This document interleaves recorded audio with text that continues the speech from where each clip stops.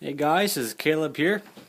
Just wanted to do an update about my trapping for last year and show you my fur shed. Alright, so we'll start at this wall here. I have, let's see, 1, 2, 3, 4, 5 coyote wooden stretchers. And coyotes out here are huge in numbers because no one's been trapping in here since probably a good 10, 15 years. But the only problem is the landowners here have a real problem with the trappers. They don't really like them, even though they never had trappers around. They just, you get those tree huggers that come through, and they always say all these bad stuff about trappers, which is not true mostly. So they just want me to shoot all the coyotes. So I guess I'm gonna have to just do that. I hate shooting coyotes because they get all bloody and they stink real bad. So, but oh well, you do what you gotta do. So I got this Fur Harvester's pelt handling profit here. So I got that nailed up there so I can just quickly, look through what I need to do with raccoons or skunks, whatever's around, And I got 2 fur hangers. These are really good. I really like these because it keeps your fur off the ground, and there's lots of mice out here in the country, so they get into your fur and they eat it and tear it up, and it sucks because then you lose a lot of profit on fur. And I got a bunch of these muskrat boards I made, and I got one male mink board, one female mink board, and one marten board. There isn't any marten down here in southern Alberta. I'm just outside of Airdrie. And so all that's really around is, the odd badger, the odd raccoon, mostly coyotes, fox, and muskrats down here.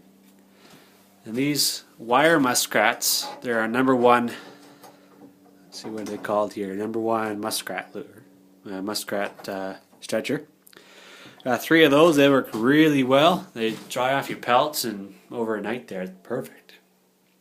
And I got 2 fox boards here, 1 fisher board. And I picked up this custom, well, not really a custom made, but it's a really good trap box from Trapper Gore Trading Post. And it's got a little cubby box here inside of it. That's where you can throw your bait in. And it has this wire mesh on here. And the wire mesh is about 1/2 inch. And this box cost me about $20. But I thought I'd try it out, and now I got the right measurements from the box there, so it looks really good. So maybe I can make my own there if it works out good.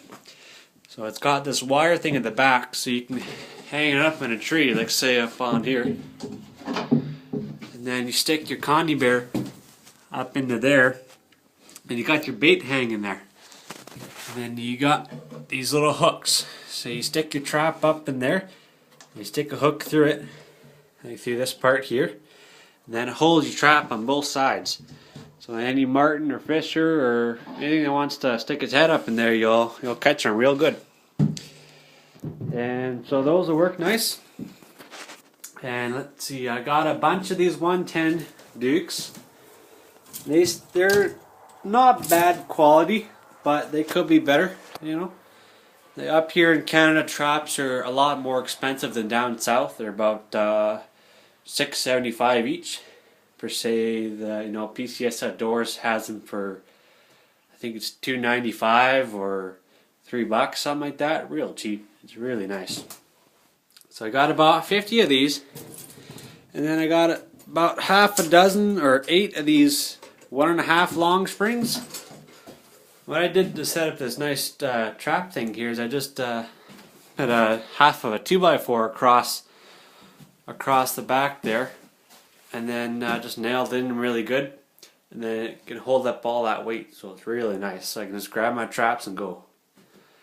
And I have, let's see, I got 20 of these 120s Dukes.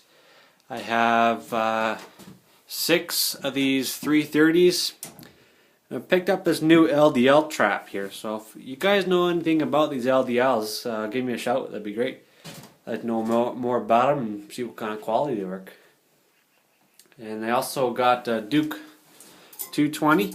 You know, mostly I do a lot of trapping up past a native reserve, and there's a lot of good guys up there that let me go along with a trap line. And I help them out there, so then we split all the fur we catch. So mostly that's where I catch all my nicer quality fur, like the marten and the odd fisher, you know, stuff like that. I got the trapping rigs right beside my traps here.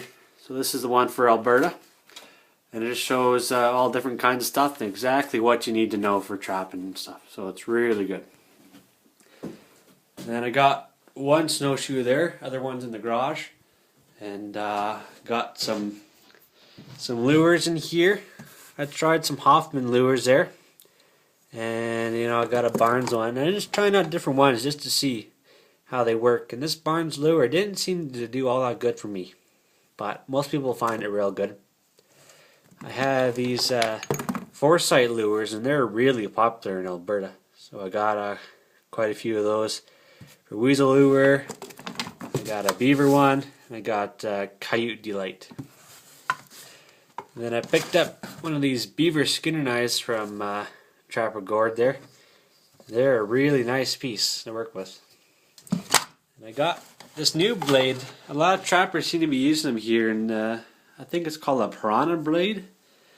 But I'll open it up here. But it's a really sharp scalpel blade. And all you gotta do, instead of sharpening it, you just switch out the blade after you're done skinning 6 or 7 beaver or whatnot. And then you stick a new one in, and then you're ready to go. But this thing has sent me to the hospital once already there, so you guys gotta be careful with these things. They're so sharp. The funny thing is, when you cut yourself, you don't even realize it. It's just such a fine blade that you don't ever feel it. You got these here. It's very important to use safety grips and setters when you're using these really big 330s, because if they go off on your hand, you're in trouble, especially with no one around there to help you. So, and I got a few of these here. Got 2 of these Coal Bank 3-way weasel traps, and they're pretty neat here. So the weasel can get in either through 1, 2, or 3 ways. So that's how a weasel sees in there, and it's really tight in there, so the only way the weasel's going to get in there is if he sticks his head in there. I got this for 20 bucks, and you just pull out these nails here. There's one on this side, and there's another one on this side, and it comes with the trap inside too. So that's what it looks like. You stick your bait on this tack here, and then the only way you can really get in is just do those other ways, so it's pretty secure. And I picked up this pack basket because a lot of landowners, they want you to walk on there instead of drive an ATV or snowmobile. And this seems to be pretty good. I haven't really tried it out yet, but I'm going to go check the muskrat trap tomorrow there, so hopefully we got a few in there. And I'll bring it along with me. Alright guys, thanks for watching, and good luck with that.